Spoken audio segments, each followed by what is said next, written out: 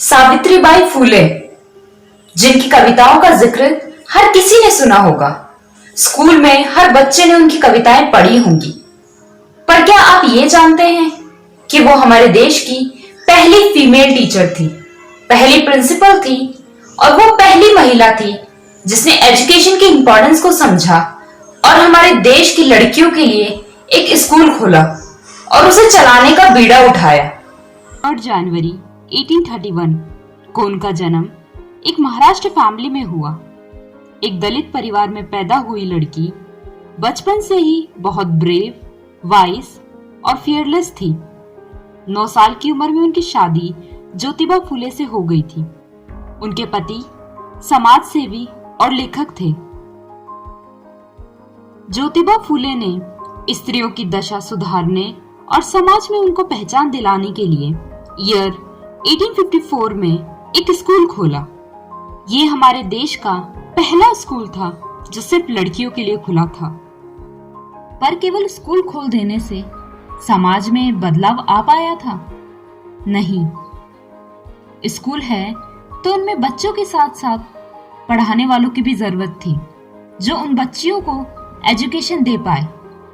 जब कोई भी बच्चों को पढ़ाने के लिए तैयार नहीं हुआ तो ज्योतिबा फूले ने खुद उन्हें एजुकेशन देना शुरू किया और कुछ दिनों बाद सावित्रीबाई फूले भी अपने पति के साथ इस पहल में अपना पूरा कंट्रीब्यूशन देने लग गई।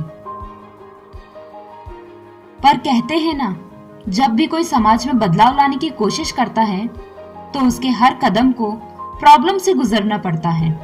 सावित्रीबाई फूले और ज्योतिबा को भी काफी सारी प्रॉब्लम का सामना करना पड़ा, पर उनका हौसला डगमगाया नहीं और अपनी पहल को चालू रखते हुए उन्होंने लड़कियों के 3 स्कूल और खोल दिए।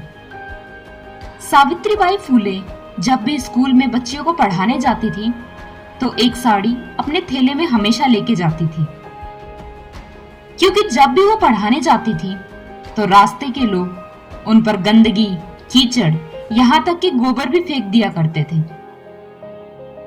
पर सावित्रीबाई फूले का हौसला तब भी नहीं डगमगाया था। उन्हें पता था समाज में बदलाव लाना इतना आसान नहीं है। But she wanted to bring changes in our society,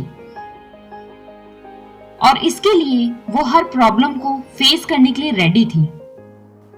save girl child की मुहिम भी उन्होंने ही शुरू करी थी। सावित्रीबाई फूले ने अपनी पूरी life women education, women empowerment, save girl child, fight for rights, man and women are equal, इन मुद्दों को सुलझाने में लगा दी।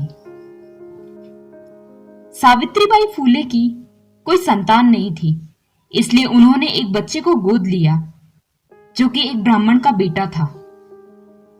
उन्होंने अपने बेटे को बचपन से ही इक्वालिटी, सोशल वेलफेयर, ये सब पढ़ा के ही बड़ा किया था।